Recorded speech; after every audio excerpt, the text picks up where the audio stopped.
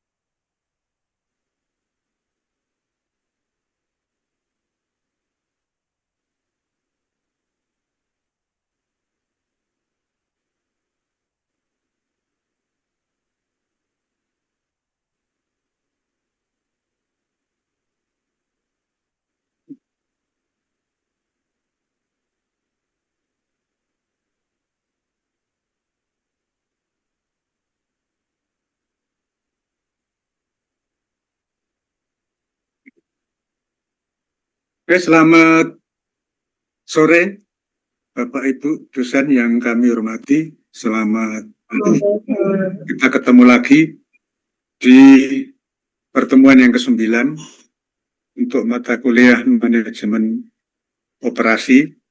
Pada pertemuan ke-9 ini kita membahas strategi lokasi. Pertemuan ke-8 itu untuk UTS, jadi kita langsung ke pertemuan 9.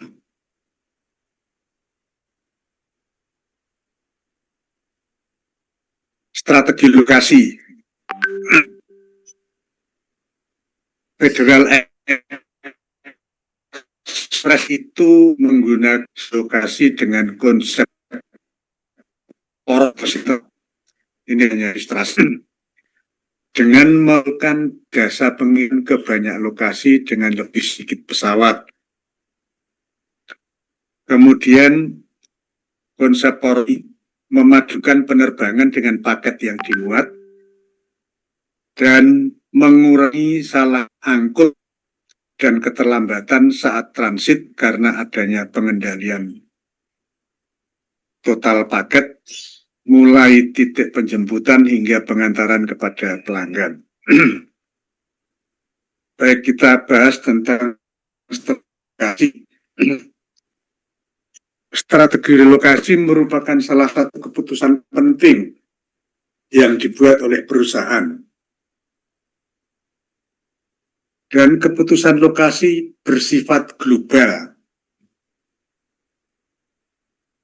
Kemudian hal ini mempunyai pengaruh yang signifikan terhadap variabel biaya tetap dan biaya variabel. Kemudian strategi lokasi, keputusan mengenai strategi lokasi yang jarang dilakukan. Kemudian bertujuan memaksimalkan keuntungan dengan keuntungan lokasi dari perusahaan tersebut.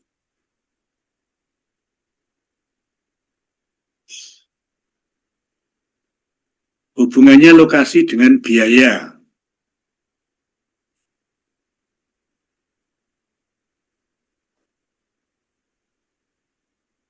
Jadi keputusan lokasi berdasarkan pada strategi biaya rendah membutuhkan pertimbangan yang hati-hati.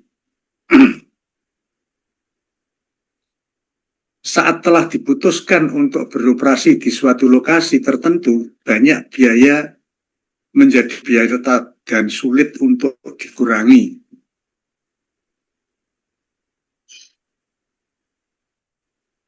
Penetapan lokasi fasilitas yang optimal merupakan investasi yang baik.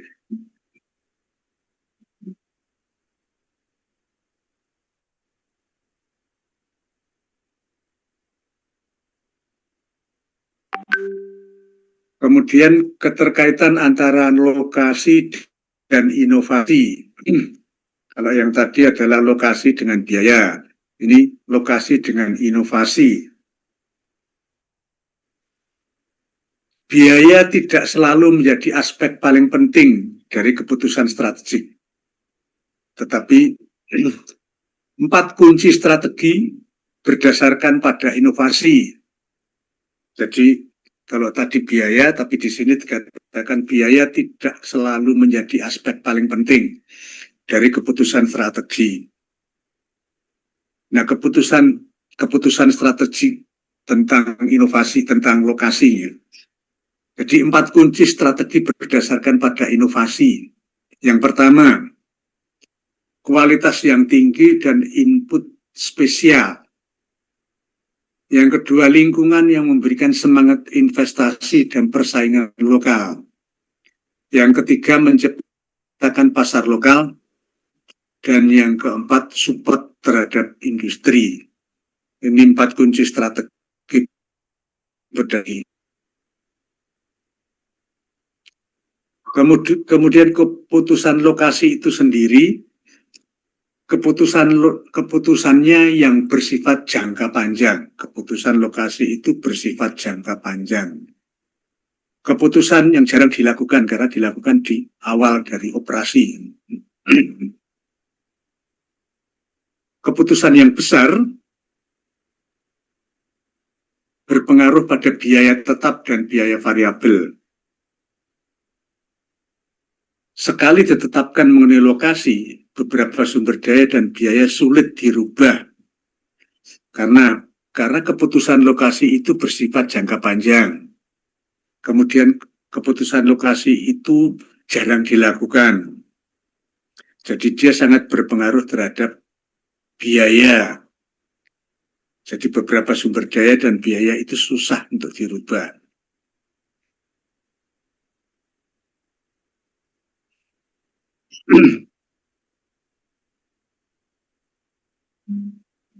Jadi faktor-faktor yang mempengaruhi keputusan lokasi.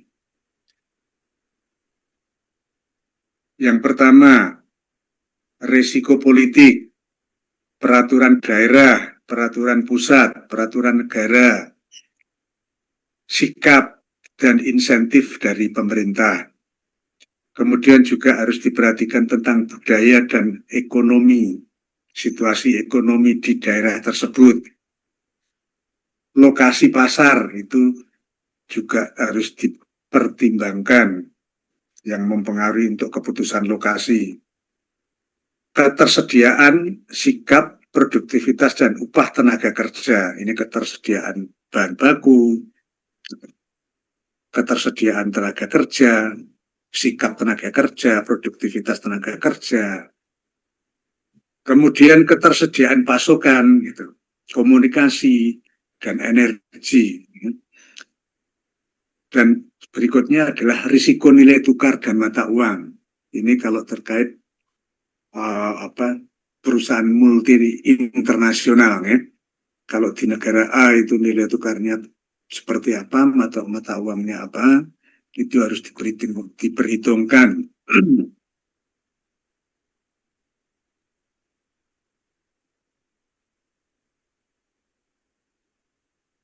Keputusan di daerah atau di komunitas, faktor-faktor yang mempengaruhi. Satu, keinginan perusahaan. Yang kedua, segi yang menarik dari daerah tersebut. Yang ketiga, ketersediaan tenaga kerja di daerah tersebut.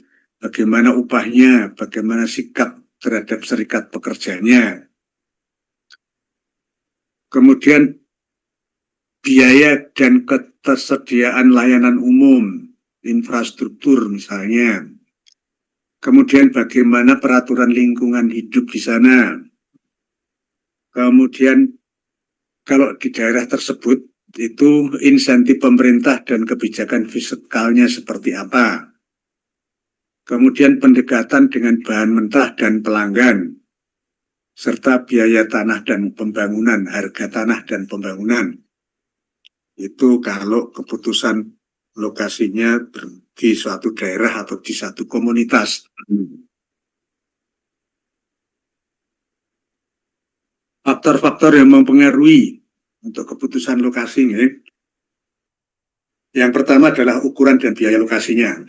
Yang kedua, sistem transportasi udara, rel, jalan bebas hambatan, transportasi air, jadi infrastruktur.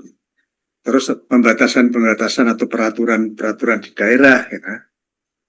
Kemudian kedekatan pada jasa pasokan yang dibutuhkan, dan masalah dampak lingkungan. Itu keputusan lokasi mempengaruhi faktor-faktor yang mempengaruhi adalah ini.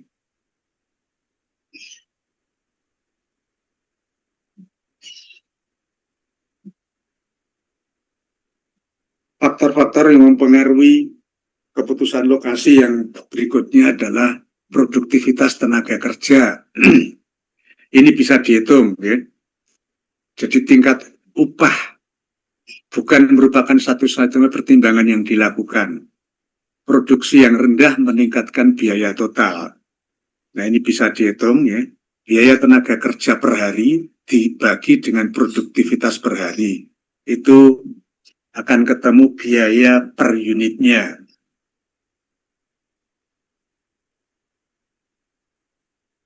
Ini salah satu contoh saja. Ya. Biaya kerjanya misalnya $70, kemudian produktivitas per harinya adalah 60 unit, maka harga per unitnya adalah $1,17.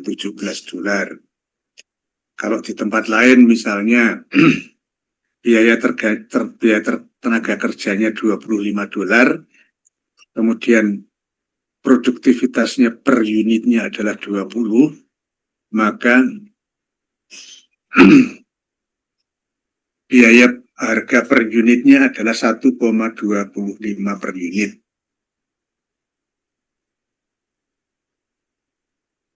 Kemudian kalau dilihat dari risiko nilai tukar dan mata uang, dapat berpengaruh secara signifikan terhadap struktur biaya. Bila terjadi pergolakan nilai tukar uang, itu bisa berpengaruh terhadap struktur biaya. Karena nilai tukar selalu berubah-ubah setiap saat. Ini memang harus sangat hati-hati di sini, risiko nilai tukar dan mata uang. Kemudian faktor biaya nyata. Mudah untuk mengukur biaya seperti layanan umum, tenaga kerja, material, pajak, dan sebagainya. Tetapi biaya yang tidak nyata, itu sulit untuk ditentukan. Seperti mutu pendidikan, transportasi umum, kualitas hidup, itu sulit untuk ditentukan.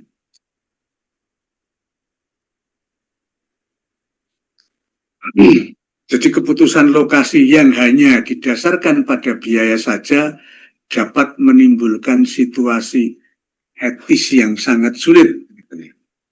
Jadi tidak hanya sekedar biaya.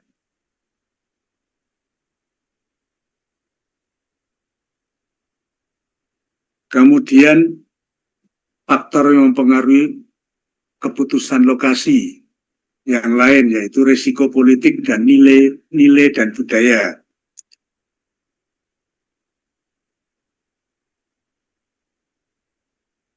Sikap pemerintah pusat, pemerintah daerah, dan pemerintah lokal terhadap kepemilikan swasta, penerapan zona, polusi, dan stabilitas ketenaga kerjaan mungkin berfluktuasi. Ini faktor risiko politik, nilai, dan budaya. Setiap pekerja, sikap pekerja terhadap regenerasi serikat pekerja, dan tingkat kehadiran. Itu mempengaruhi keputusan lokasi. Kemudian budaya global mempunyai perhatian berbeda terhadap ketepatan waktu, hukum, dan etika. Jadi nilai-nilai pekerja terhadap regenerasi, sikap pekerja, dan tingkat kehadiran.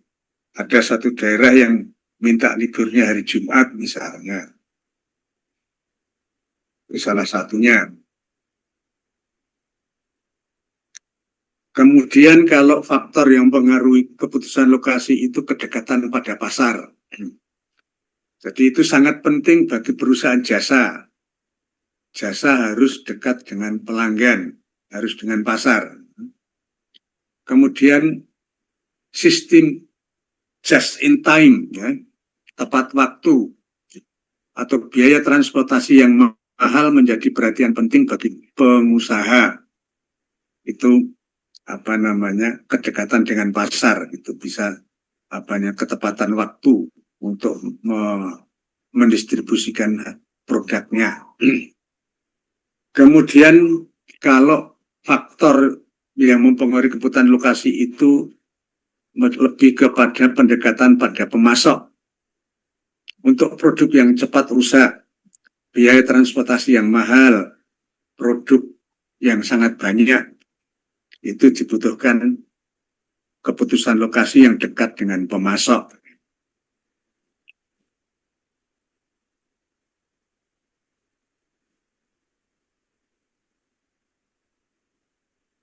Kemudian kalau faktor yang mempengaruhi keputusan lokasi adalah kedekatan pada pesaing, itu biasanya disebut sebagai clustering. Sering menjadi sumber daya utama seperti sumber daya alam, informasi, dan modal dan bakat. Jadi kalau kita pendekatannya kepada pesaing, kita harus menguasai ini, sumber daya utama. Seperti sumber daya alam, informasi, modal, dan bakat dari tenaga kerja. Bisa ditemukan kedua industri, yaitu industri manufacturing dan industri jasa. Ini kedekatan pada pesaing bisa ditemukan pada dua industri, yaitu industri manufacturing dan industri jasa.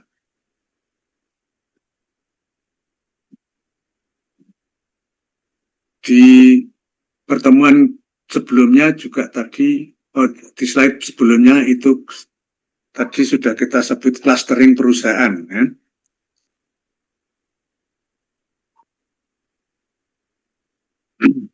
Jadi misalnya industri anggur, lokasinya itu di Napa Value, ya. Itu alasan clusteringnya adalah sumber daya alam berupa tanah dan iklim. Itu pas untuk tanaman anggur.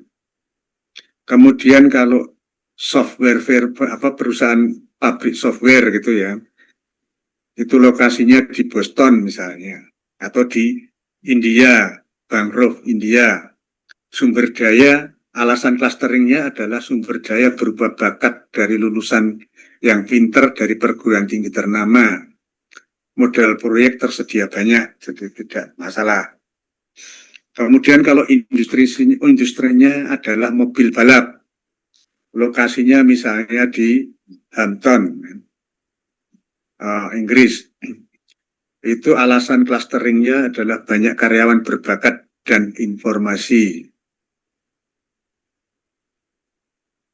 Selanjutnya, ini bisa dibaca sendiri, ya.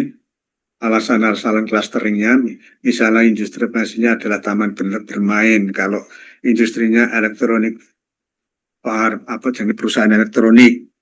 Kalau manufacturing, hardware manufacturing, dan sebagainya. Itu bisa dilihat sendiri di situ. Kita lanjut lagi. Metode pemeringkatan faktor. Populer karena meliputi beragam faktor yang diikut diikut sertakan dalam analisis.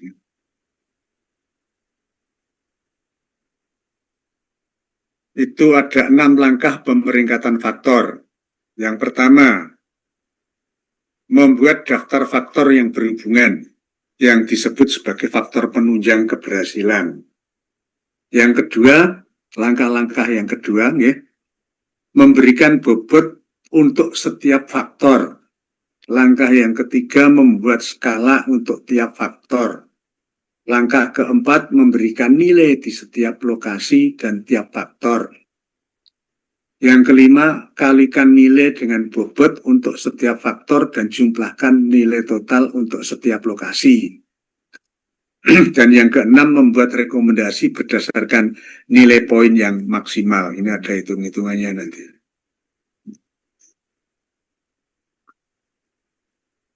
Kemudian untuk menentukan lokasi tadi juga sudah analisis, ada analisis break even lokasi, ya.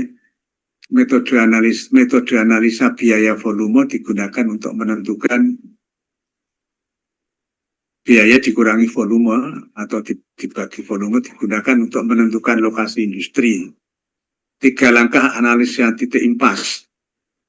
Yang pertama, tentukan biaya tetap dan biaya variabel untuk tiap lokasi. Petakan biaya untuk tiap lokasi. Kemudian pilih lokasi yang memiliki biaya total paling rendah untuk jumlah produksi yang diharapkan.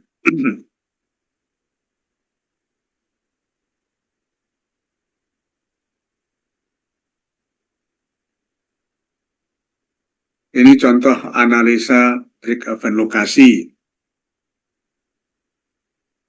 Ini bisa dipelajari sendiri, mudah, tidak perlu saya jelaskan detail, nanti waktunya habis. Jadi harga jualnya berapa, prakaryan volumenya berapa, gitu. Di kota mana gitu ya, di kota Chicago dengan di kota apa akan berbeda. Dipilih yang total cost-nya paling rendah.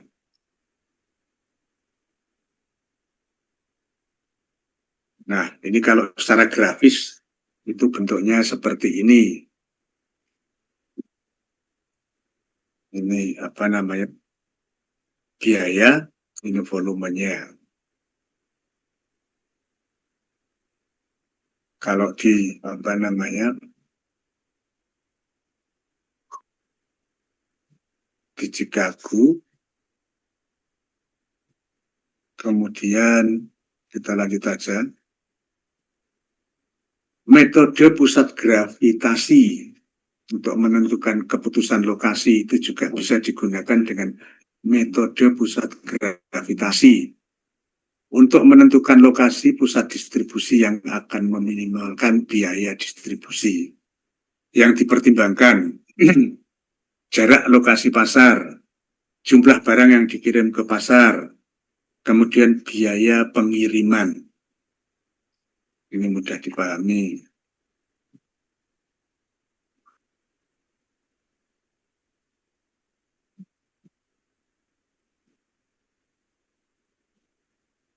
Kemudian untuk keputusan lokasi juga bisa analisa keputusan lokasi juga bisa digunakan dengan metode pusat gravitasi. Ya.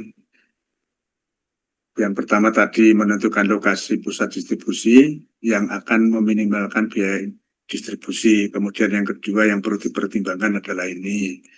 Kemudian yang ketiga adalah menempatkan lokasi pada sistem koordinat. Titik asal sistem koordinat dan skala memiliki sifat yang berubah-ubah. Jarak antar lokasi dinyatakan secara tepat. Kemudian dengan menghitung koordinat X dan Y pada pusat gravitasi. Ini bisa dilakukan dengan asumsi. Asumsinya adalah biaya secara langsung berimbang dengan jarak dan jumlah yang dikirim. Hitung-hitungannya seperti ini.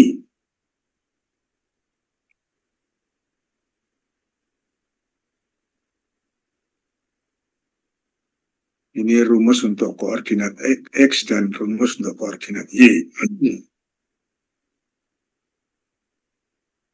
Metode pusat gravitasinya ini kalau dengan grafik seperti ini.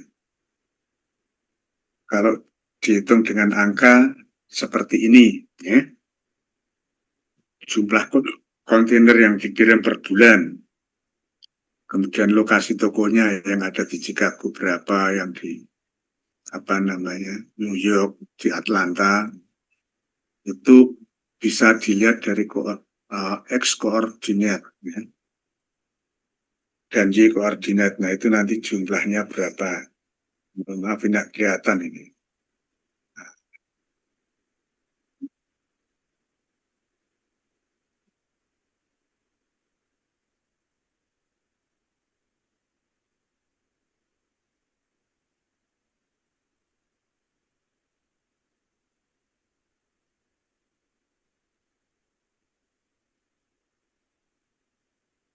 Nah, ini dengan apa, grafisnya seperti ini. Bisa dilihat dari perhitungannya seperti ini tadi. Oke, kita lanjut. Kemudian untuk analisis strategi lokasi tadi dengan model transportasi. Yang pertama dengan menetapkan pola pengiriman dari beberapa titik pemasok ke beberapa titik permintaan. Yang kedua, solusi untuk meminimalkan biaya produk dan transportasi total.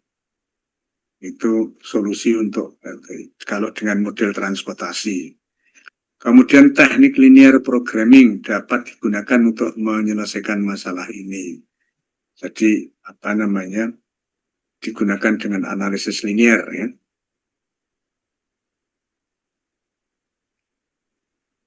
Strategi lokasi untuk industri jasa. Yang pertama, daya beli wilayah yang dapat menarik pelanggan. Jadi daya beli di wilayah tersebut seperti apa? Kemudian apakah pelanggan di situ mempunyai daya beli yang lebih baik dari daerah lain? Yang kedua, kesesuaian jasa dan citra perusahaan dengan demografi wilayah yang dapat menarik pelanggan. Jadi citra perusahaan itu sangat perlu untuk menentukan lokasi untuk jasa, industri jasa. Kemudian juga harus dilihat juga persaingan di wilayah tersebut. Yang keempat, kualitas persaingannya. Kemudian yang kelima adalah keunikan lokasi perusahaan dan pesaing. Ini perlu agar bisa memenangkan persaingan. Yang keenam, kualitas fisik, fasilitas, dan bisnis di sekitarnya yang mendukung industri jasanya. Kemudian kebijakan operasional perusahaan, ini sangat penting agar kontinuitas pelayanan bisa terjaga. Kemudian kualitas manajemen. Ini hal-hal yang mempengaruhi strategi lokasi atau yang dipertimbangkan untuk strategi lokasi untuk industri jasa.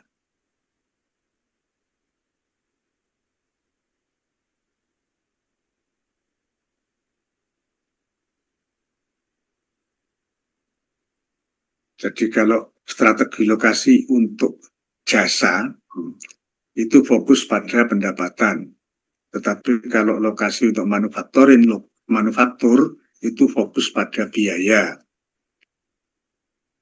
Misalnya, kalau yang industri jasa ini, itu volume atau pendapatan, lokasi, daya beli, persaingan, iklan, dan penentuan harga. Ini yang perlu dilihat kalau di lokasi jasa. Kalau yang lokasi manufacturing, itu biaya nyata yang muncul. Biaya transportasi dan bahan mentah, biaya pengiriman dan produk jadi, biaya energi dan layanan umum, tenaga kerja, bahan mentah, pajak, dan lain-lain. Kemudian kualitas fisik dari lokasi jasa tadi, apakah parkir dan aksesnya itu mudah, keamanannya terjamin, penerangannya cukup, penampilannya juga menyenangkan. Gitu. Kemudian penentuan biayanya itu bisa sewa, manajemen yang berkualitas, kebijakan operasional, jam kerja, dan tingkat upah. Itu juga mempengaruhi untuk jasa lokasi jasa untuk jasa. Ya. Kemudian untuk biaya, tidak nyata, itu kalau lokasi manufaktur dan masa depan, sikap terhadap serikat pekerja, kualitas hidup, dan pengeluaran pemerintah untuk biaya pendidikan, kualitas pemerintah.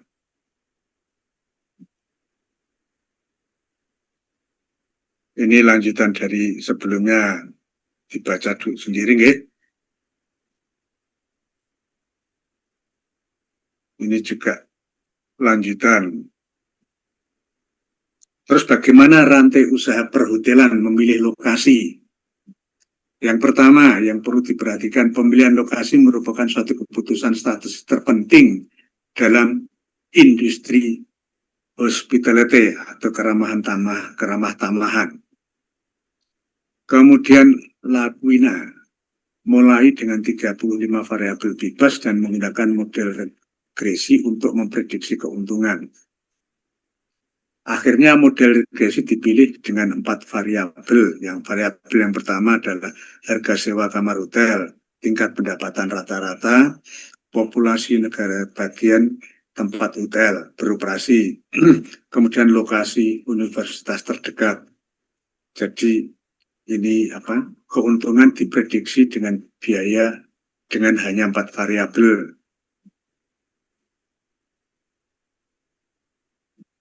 Industri pemasaran melalui telepon tidak membutuhkan kontak tatap muka dengan pelanggan atau perpindahan bahan. Jadi industri pemasaran melalui telepon ini istilahnya lupa. Kemudian mudah untuk memperluas pilihan lokasi. Kemudian variabel tradisional tidak lagi relevan. Biaya dan kesehatan tenaga kerja yang mengarah pada keputusan lokasi.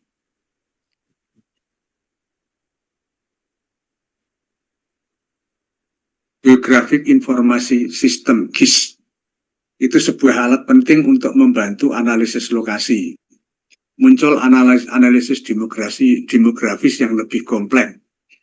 Beberapa data basis dalam GIS, data sensus yang detail, peta yang detail, peta fasilitas umum, keadaan geografi, lokasi bandara, rumah sakit, universitas, dan sebagainya. Ini Geographic Informasi System untuk menentukan lokasi. Saya kira itu untuk pertemuan ke-9.